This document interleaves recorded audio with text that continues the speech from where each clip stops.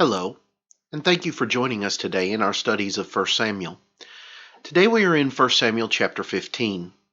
And as we read the chapter yesterday, we understand the things that take place in this chapter, in that God is going to send Saul to go and to attack the Amalekites. And he is going to seek to bring them into judgment for the things that they have done. And he gives Saul a very specific set of commands as to what it is that he is to do.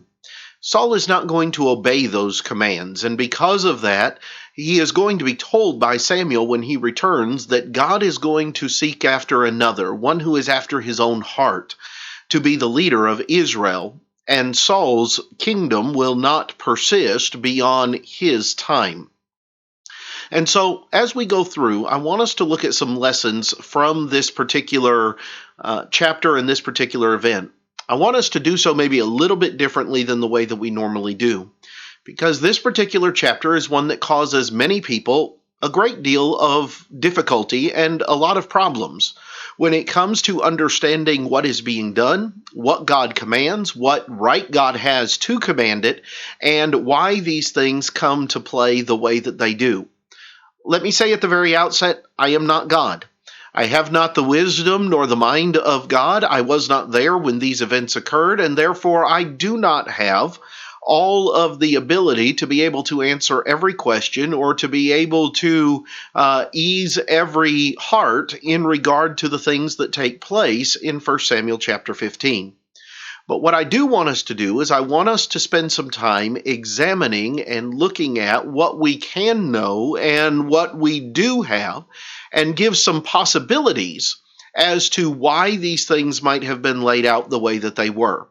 And so the answers that I have or the things that I give may not be sufficient for every individual. And for that, I can't say anything other than, this is the best information that we have. And certainly it is not my desire to hide or to cover up anything, but rather to recognize that we may not always have all of the information that we would like and all of the answers that we would like, even when it pertains to things that we see in Scripture. So I want us to look for a couple of moments at some things from 1 Samuel chapter 15.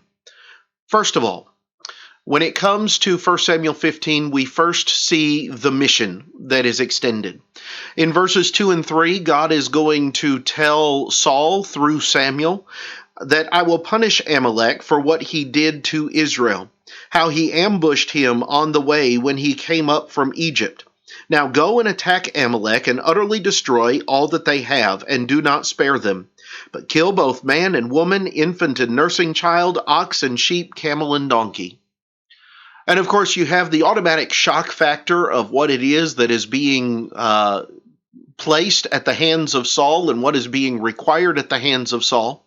You will notice that Saul does not argue. You will notice that Saul does not in any way show that he does not think this is right or this is just. I want to look at a couple of things in regard to this as to why this particular command has been given.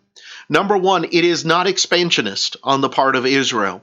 Israel is not trying to expand their borders. They are not ones that are trying to take this particular territory for themselves or to take it from somebody else. As a matter of fact, God gives it as an order of judgment. The people of Amalek have been the enemies of Israel for as long as Israel has interacted with them, going all the way back to the time that they left the land of Egypt. On at least 4 different occasions, and some would raise it even higher than that, but we know specifically of 4. On at least 4 occasions, the Amalekites have either specifically attacked the people before they entered Canaan, or they have invaded the land of Canaan and attacked the people of Israel and even taken them captive on various times and at various locations over the history of Israel. These are not a friendly people to God's people. They have been warned on a number of occasions. They have been told that their actions and that the things that they're doing and that the way that they're going against the people of God will not be allowed to continue. And yet they have continued along this course of action throughout this time. And so this is, instead of being an expansionism or something along those lines, this is a response of judgment against the people of Amalek. And that's what you see being stated in verses 2 and 3. Where most people have a problem, though, is not necessarily with the judgment, but rather it comes with the specifics of the command, that God says he is to utterly destroy them. Notice it's not just the people that are to be destroyed, though. It is the animals and the livestock as well. They are not to plunder the Amalekites. We're going to see this on several occasions when God is going to say that something is done in judgment and not out of personal interest as far as that goes, in that there are not supposed to be anyway. There are not supposed to be plunderings and other trophies that are taken from those people, because it is a judgment from God. It is not an exercise of strength for man. And God is going to tell Saul this. Now, this is one of those areas Saul is going to violate. But how could God give such a command? Let me give a couple of different things. Let me once again reiterate, I am not God. I do not sit in the judgment of God, and I do not have the wisdom of God. I do not know specifically what was in the mind of God and how all of it came out. But let me give a couple of different things to consider. The first of them is the fact that with this being a matter of judgment, of righteous judgment, for a people that have long stood against God, for an idolatrous people that have invaded Israel on many different occasions, this is going to be a matter of justice for them. Now, the automatic question comes back, what about children? Well, you have a couple of different situations. And again, I cannot speak from the standpoint of absolute knowledge. But there's several possibilities as to why the children would have been included in this. Number one, you have a situation where they would then be orphans. You have a situation where they are not going to bring the children back to Israel. They are not going to turn them into slaves. That's not the kind of people that they are, and that's not the way that they operate within the construct of things. The second thing is you then have children that are guiltless, yes, and they are blameless. There is a sense in which then they are being protected. That sounds terrible to us, or that sounds fishy to us. But remember the fact that you have a situation where these children are not being held accountable for the idolatrous worship of their parents. They are not being ones who are being held under the pretext of their parents. However, they are going to bear the consequences of the actions of their parents. We also often think about things from the standpoint of death being the worst thing that can happen.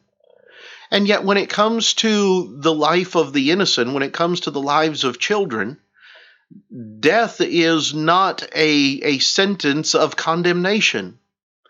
But rather, God keeps his protection in place. Children are safe when it comes to eternity and in the eyes of God. And so it also keeps them from making the mistakes of their parents. Now again, I don't have the answers to all of the questions. And I don't have the means of soothing over or of easing the minds of every individual in a given circumstance.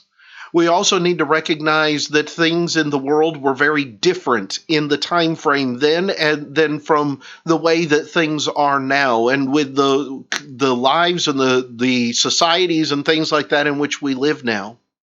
And we also need to make very apparent the fact that God does not give these commands to mankind today, that man is not supposed to be acting in this way toward his fellow man, but that rather God was trying to protect his people. He was trying to protect Israel at that particular juncture in time, and he was working to lay out his judgment and protect his people. In this day and time, God's people are Christians, And God nowhere calls upon Christians to go out and to respond in this way, because the kingdom that he has today is a spiritual kingdom, not a physical kingdom. It is not bound by borders of a physical nature, and it is not protected by physical means. There are many distinctions and there are many differences between the circumstances in 1 Samuel chapter 15 and the circumstances under which we operate today, and those must be admitted and understood as well. One final thing that I want you to notice from this chapter, I know that we've gotten lengthy with these things, and I hope you'll bear with me. Toward the end of the chapter, when Samuel confronts Saul after bringing back these things, it is only going to be after Samuel tells him that his kingdom will not continue that Saul makes the statement, "I have sinned."